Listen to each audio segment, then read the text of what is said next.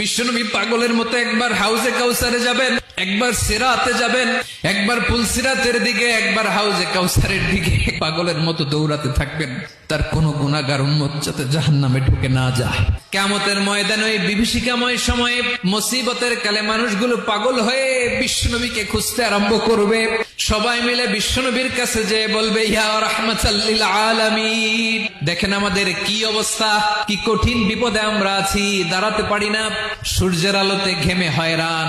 বিশ্বনবী মাকামে মাহমুদে যে আল্লাহু আকবার বলে সিজদায় লুটিয়ে পড়বেন, বিশ্বনবী এমন ভাবে অঝোর দ্বারায় সিজদায় লুটিয়ে পড়ে কাঁদবেন, রব্বুল আলামিনের রহমতের দরিয়ায় জোশ লেগে যাবে।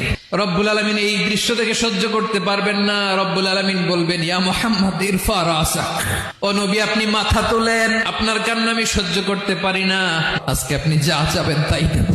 ওয়াশফা তুশাফা, যার জন্য সুপারিশ করবেন তার সুপারিশ কবুল করে নেবেন।